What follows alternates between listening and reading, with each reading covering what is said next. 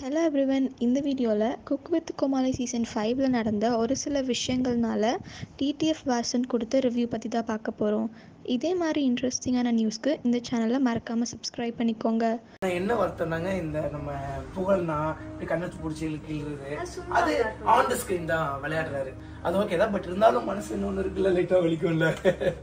Cook with Comali season 5ல் என்னோட lower கூட புகழ் நடந்துக்கிட்ட விதம் கொஞ்சம் கூட பிடிக்கல, மனசுக்கு ரொம்ப கஷ்டமாக இருக்குது அப்படின்னு டிடிஎஃப் வாசன் சொன்ன இந்த விஷயந்தான் இப்போ சோஷியல் மீடியாவில் ரொம்பவே பரவலாக பேசப்பட்டுட்டு இருக்கு.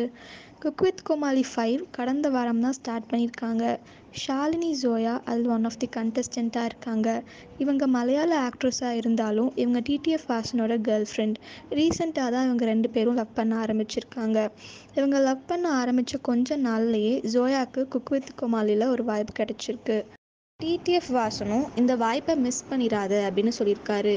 ஆனால் அங்கே போனதுக்கு அப்புறம் தான் புகழ் நடந்துக்கிட்டது அவருக்கு சுத்தமாகவே பிடிக்கல.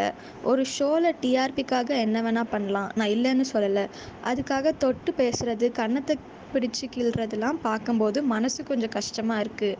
என்ன தான் பாப்புலரான ஷோவாக இருந்தாலும் என்னோட கேர்ள் ஃப்ரெண்டை இன்னொருத்தர் இப்படி பண்ணுறது எனக்கு பார்க்க பிடிக்கல. ஸோ இதிலேருந்து என்ன தெரியுது, புகழ் ஷாலினி ஜோயா கிட்ட நடந்துக்கிறது டிடிஎஃப் வாசனுக்கு சுத்தமாக பிடிக்கல அப்படின்றது.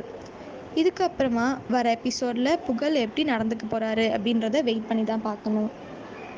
இதே மாதிரி லேட்டஸ்ட் சினிமா நியூஸ் அப்டேட்ஸ்க்கு இந்த சேனலை சப்ஸ்கிரைப் பண்ணிக்கோங்க.